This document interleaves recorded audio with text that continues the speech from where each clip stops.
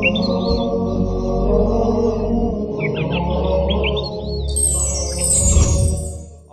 باللہ من الشیطان الرجیم بسم اللہ الرحمن الرحیم الحمد للہ الذی ہدانا لہذا وما كنا لنہتدی لولا ان ہدانا اللہ لقد جاءت رسل ربنا بالحق ثم الصلاة والسلام علی سید الانبیاء والمرسلین وخاتم النبیین وآلہ الطیبین الطاہرین لا سیما علی بقیۃ اللہ الاعظم ارواحنا و ارواح العالمین لک الفدا بسم اللہ الرحمن الرحیم لا رطب ولا یابس الا فی کتاب مبین۔ عزیزان گرامی،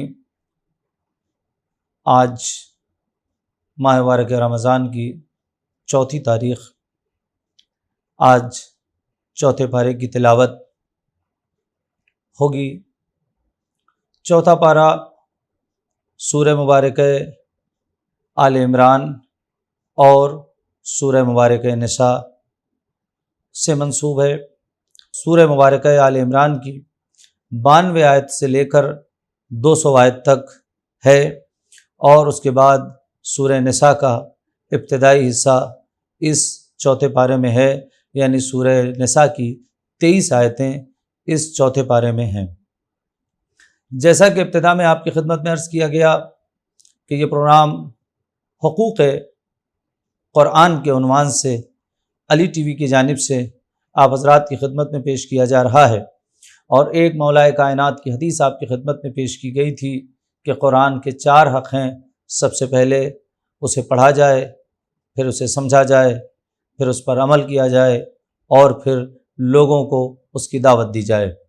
لہٰذا یہ پروگرام اسی لیے ہے تاکہ جو قرآن ہم پڑھ رہے ہیں اسے سمجھ سکیں، اور سمجھ کے اس پہ عمل کر سکیں، تاکہ ہماری دنیا بھی بہتر ہو جائے اور آخرت میں بھی ہم سعادت پا سکیں۔ دنیا و آخرت میں سعید قرآن کے ذریعے سے ہوں گے انشاءاللہ تعالی۔ لہٰذا کوشش یہ کی جا رہی ہے کہ اس کے فوائد، اور پھر میں آپ کو اور بار بار یہ بات عرض کر رہا ہوں کہ یہ جو فوائد بیان کیے جائیں گے یہ ظاہری فوائد ہیں۔ قرآن پڑھنے کا جو معنوی فائدہ ہوگا ہم اس فائدے کو سوچ نہیں سکتے ہیں، اس فائدے کا تصور نہیں کر سکتے ہیں۔ لہٰذا آئیے میں آپ کی خدمت میں عرض کرتا ہوں، کل ہم نے سورہ مبارکہ آل عمران کے فوائد آپ کی خدمت میں بیان کیے تھے۔ آج سورہ مبارکہ نساء، اور کل انشاءاللہ جو 5واں پارہ ہوگا اس میں بھی سورہ نساء کے جو احکام ہیں اور سورہ نساء کے جو بیانات ہیں وہ آپ کی خدمت میں بیان کیے جائیں گے، اس لیے کہ چوتھا پارہ اور 5واں پارہ پورا مکمل جو ہے وہ سورہ مبارکہ نساء سے ہے۔ سورہ مبارکہ نساء یہ سورہ مدنی ہے، اور اس سورہ کا آغاز عورتوں کے احکام سے ہوا ہے، اس لیے اس سورہ کا نام سورہ نساء رکھا گیا ہے۔ یہ سورہ ایک عجیب کیفیت اور عجیب عالم میں نازل ہوا ہے، اور آپ کی خدمت میں عرض کریں کہ یہ مدینے میں نازل ہوا ہے۔ بعض روایت اور علماء کہتے ہیں کہ اس کی 2-3 آیتیں مکے میں نازل ہو چکی تھیں، اور بقیہ پورا سورہ جو ہے وہ مدینے میں نازل ہوا ہے۔ جس وقت پیغمبر اکرم حکومت اسلامی کی تاسیس کر رہے تھے، مدینہ پہنچنے کے بعد، ہجرت کے بعد پیغمبر اکرم ایک حکومت اور حکومت اسلامی کی تاسیس کر رہے تھے، اور معاشرے کی اور صحیح معاشرے کی تشکیل میں مصروف تھے۔ ایسے میں یہ سورہ نازل ہوا تھا۔ بڑی افادیت ہے جو انشاءاللہ آپ کی خدمت میں بیان کی جائے گی اس سورے کی۔ لہذا بالکل جس وقت مدینے میں پیغمبر گئے ہیں، تھوڑے دن کے بعد علماء کہتے ہیں کہ 2-3 آیتیں اس کی مکے میں نازل ہو چکی تھی، بقیہ پورا سورہ مدینے میں ہے۔ حضرت علی ابن ابی طالب علیہ الصلوۃ والسلام ارشاد فرماتے ہیں اس سورے کی فضیلت میں کہ جو شخص ہر شب جمعہ اس سورے کی تلاوت فرمائے گا وہ فشار قبر سے محفوظ رہے گا۔ آپ محسوس کر سکتے ہیں انسان کتنا سوچے تو کتنا سخت ہے فشار قبر، لیکن مولا فرماتے ہیں کہ یہ سورہ فشار قبر سے حفاظت کرائے گا۔ جو اس کی تلاوت کرے گا، مسلسل تلاوت کرے گا سورہ مبارکہ نساء کی، مولا کائنات فرماتے ہیں وہ فشار قبر سے محفوظ رہے گا۔ پھر ایک دوسری روایت میں اور دوسری حدیث میں ہے کہ جو شخص سورہ نساء کی مسلسل تلاوت کرے گا، مسلسل جو شخص سورہ نساء کی تلاوت کرے گا، گویا اس نے اس قدر مال راہ خدا میں دیا ہے جتنا غلام آزاد کرنے میں لگتا ہے۔ یعنی ایک غلام آزاد کرنے میں جتنا مال خرچ ہوتا ہے، ایک بار سورہ نساء کی تلاوت کرنے میں کا ثواب ہے۔ یعنی آپ یہ سمجھیں کہ اگر آپ نے ایک بار سورہ، اس کو یوں سمجھ سکتے ہیں کہ اگر ہم نے ایک بار سورہ نساء پڑھا ہے تو ایک غلام آزاد کر دیا، اتنا راہ خدا میں صدقہ دینے، ایک غلام آزاد کیا۔ 2 بار سورہ نساء پڑھا ہے تو 2 غلام آزاد کرنے کا ثواب، 3 بار۔ اب آپ سوچیں زندگی میں جتنی بار آپ سورہ مبارکہ نساء پڑھیں گے اتنے غلام آزاد کرنے کا ثواب پروردگار عالم کی طرف سے ملے گا۔ ایک بات درمیان میں آپ کی خدمت میں عرض کر دوں، چونکہ آگے آنے والی جو روایات اور احادیث ہیں وہ بہت اہم ہیں، کہ جو بھی آپ کی خدمت میں کہ یہ ثواب ملے گا، اور یہ یا بعض مواقع پہ آتا ہے کہ حج کا ثواب ہے، عمرے کا ثواب ہے، تو اس کا مطلب یہ نہیں ہے کہ اب ہم حج نہیں کریں گے یا اب ہم عمرہ نہیں کریں گے، ہمیں حج کا ثواب مل گیا۔ نہیں، حج کرنے کا جو ثواب ملتا ہے وہ ثواب ملے گا، لیکن حج باقی رہے گا۔ عمرہ کرنے کا جو ثواب ملتا ہے وہ ہے، لیکن لہٰذا یہ چیز، یا بعض چیزوں میں آتا ہے کہ 1000 رکعت نماز کا ثواب ہے، تو 1000 رکعت نماز تو ہماری، اس کا مطلب نہیں کہ ہم واجب نہیں کریں، ادا کریں گے، نہ، واجب آپ کو ادا کرنا ہے۔ آپ کے درجات بڑھیں گے، آپ کے ثواب وزنی ہو جائے گا، آپ کو اتنا ثواب ایکسٹرا مل جائے گا۔ تو ان چیزوں کا خیال رکھیے گا۔ بعض افراد پوچھ لیتے ہیں کہ صاحب ہمیں تو 1000 رکعت کا ثواب مل گیا ہے لہٰذا ہم اپنی واجب، نہ، واجب آپ کو ادا کرنا ہے۔ اگر واجب آپ نے چھوڑ دیا ہے تو یہ سارے مسائل ہو جائیں گے۔ اس لیے کہ اگر آپ تلاوت قرآن کر رہے ہیں تو اس کا حق ہے کہ سمجھیں اور سمجھ کر اس پر عمل کریں۔ اگر ہم عمل نہیں کرتے ہیں تو اس کا مطلب یہ ہے کہ قرآن کا حق ادا نہیں کر رہے ہیں۔ تو ایک بار سورہ نساء اگر جس نے پڑھی ہے تو غلام آزاد کرنے کا اسے ثواب ملے گا۔ اب میں آپ کی خدمت میں آئیے عرض کرتا ہوں، چونکہ آج بھی اور کل بھی اس سلسلے میں کچھ گفتگو کرنی ہے۔ یہ وہ سورہ ہے کہ جس میں آپ ترجمے کے ساتھ پڑھیے گا، اس سورے کو ضرور سے پڑھیے گا۔ میں نے اس سے پہلے آپ کی خدمت میں نہیں عرض کیا، لیکن اب عرض کر رہا ہوں کہ اس سورے کو کم سے کم ترجمے کے ساتھ ضرور پڑھیں، خصوصاً خواتین۔ اس سورے کو ایک بار ترجمے سے پڑھیں، انشاءاللہ گھر جنت نما ہو جائے گا۔ مشکل یہی ہے کہ ہم ماہ مبارک رمضان میں تلاوت کر رہے ہیں، ہمیں پتہ نہیں ہوتا ہے کہ خدا ہم سے چاہتا کیا ہے، ہم سوچ نہیں پا رہے ہیں، ہمارے ذہن ہی نہیں جا رہا ہے کہ اللہ نے، ہم نے بس تلاوت کر لی اور اس کا ثواب ہمیں مل گیا۔ بالکل آپ نے تلاوت کی، آپ کو ثواب ملا، لیکن جو اس کی حقیقت تھی وہ آپ تک نہیں پہنچ پائی، جو خدا آپ سے طلب کر رہا تھا وہ نہیں پہنچ پایا۔ آپ مجھے بتائیں کہ کیا کوئی پیغام اور کوئی میسج آپ کو آئے، آپ میسج پڑھ کے اس کو اوائڈ کر دیں تو کیسا لگے گا میسج بھیجنے والے کو؟ خدا نے آپ سے کچھ چاہا ہے، لہذا اس سورے کو کم سے کم خواتین خصوصی طور پہ اور مرد حضرات بھی اگر اسے ترجمے کے ساتھ پڑھیں گے تو انشاءاللہ لطف آئے گا آپ کو، اور جو اس کے اندر کے مواد ہیں، جو اس کے اندر کی چیزیں ہیں وہ آپ کے سامنے آئیں گی، اور انشاءاللہ گھر جنت نما ہوگا۔ اس لیے کہ یہ وہ سورہ ہے کہ جس کے اندر خانہ داری کی تدبیر بتائی گئی ہے کہ رہنا کیسے ہے۔ میرے پاس وقت نہیں ہے کہ میں تفصیل میں جاؤں گا۔ خانہ داری کی تدبیر یعنی گھر میں ایک بیوی کو کیسے رہنا ہے، ایک شوہر کو کیسے رہنا ہے، شوہر کے حقوق بیوی پہ کیا ہے، بیوی کے حقوق شوہر کے کیا ہے، وہ اس سورے میں بتایا گیا ہے۔ ہم دیکھیں کہ خدا ہم سے چاہتا کیا ہے۔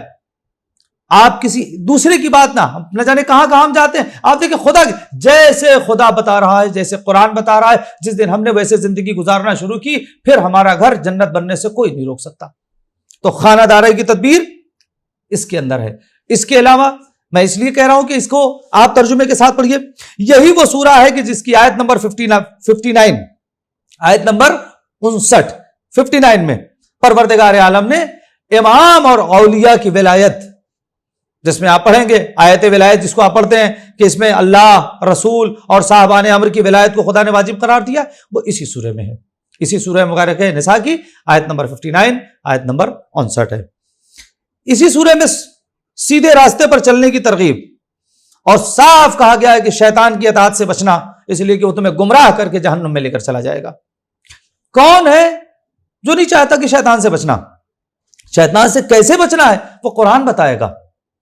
اس لیے کہ شیطان بہرحال مخلوق تو ہے، خالق تو نہیں ہے نا، شیطان مخلوق ہے اور خدا کی ہی مخلوق ہے، گمراہ مخلوق ہے، وہ لوگوں کو گمراہ کر کے لے جائے گا۔ لہٰذا جب وہ مخلوق ہے تو خالق بتائے گا نا کہ اس سے بچنا کیسے ہے۔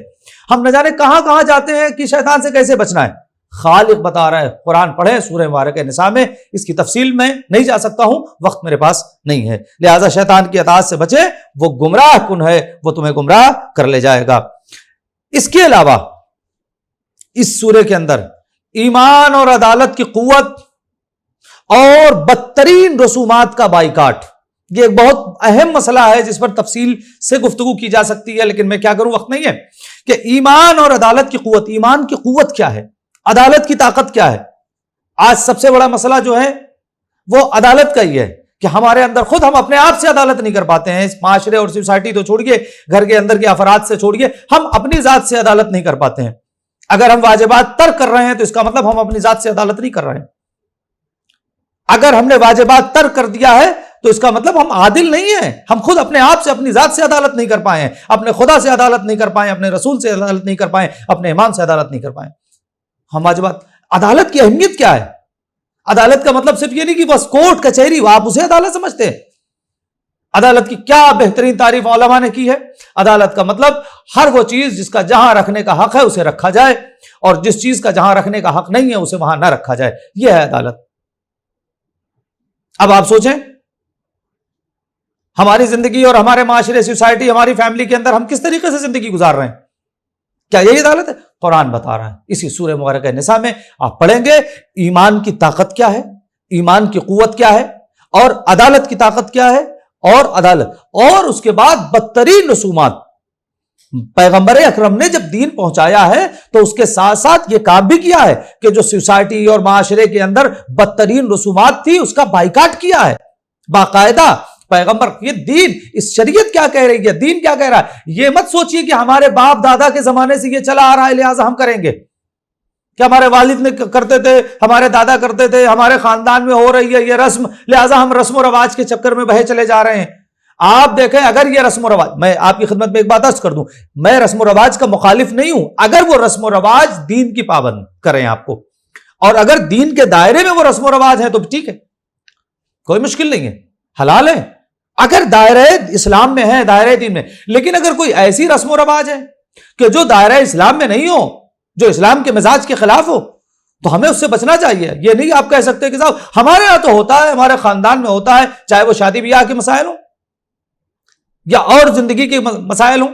اگر یہ ہم یہ دیکھ رہے ہیں کہ صاحب یہ کام شریعت کے خلاف ہے تو لاکھ ہمارے خاندان میں ہوتا رہا ہو، لاکھ ہمارا خاندان ہمارا مخالف ہو جائے، ہمیں اس کی مخالفت کرنی ہے اور طے کرنا ہے کہ یہ رسم و رواج آج سے ہمارے یہاں نہیں ہوگا. اس میں شادی بیاہ کے مسائل بہت زیادہ ہیں، کبھی وقت رہے گا تو اس پہ آپ کی خدمت میں گفتگو کی جائے گی کہ بہت سے ایسے مسائل ہیں جس کا دین شریعت سے کوئی لینا دینا نہیں ہے بلکہ مذاق اڑتا ہے.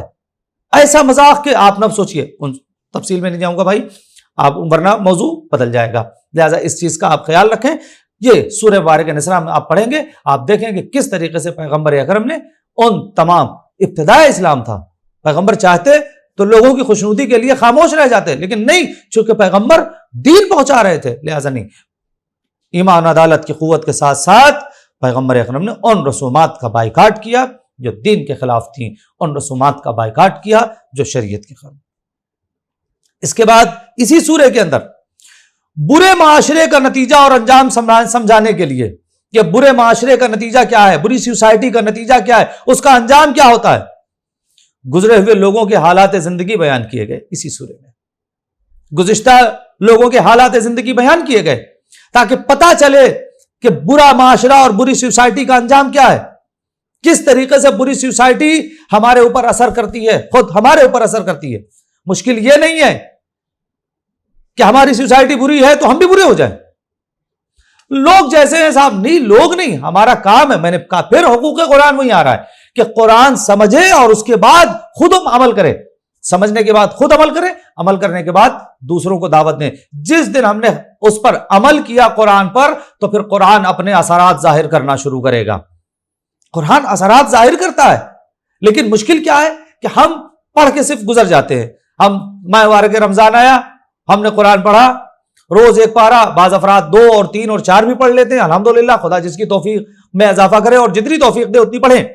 میں یہ نہیں کہتا کہ آپ کتنا پڑھیں، لیکن جتنا پڑھیں سمجھ کے پڑھیں، اور جو پڑھیں اس پہ عمل کریں، اور جو عمل کر لیں پھر وہ دوسروں کو بتائیں کہ بھی دیکھیں یہ چیز ہے اور آپ کو یہ کرنا ہے. انشاءاللہ کل اسی سلسلے کو چونکہ 5واں پارہ ہوگا، 5واں پارہ پورے کا پورا سورہ مبارکہ نساء پہ ہے، لہٰذا کل انشاءاللہ تعالی اسی سلسلے کو آگے بڑھائیں گے۔ تب تک کے لیے مجھے اجازت دیجیے۔ وآخر دعوانا ان الحمد للہ رب العالمین۔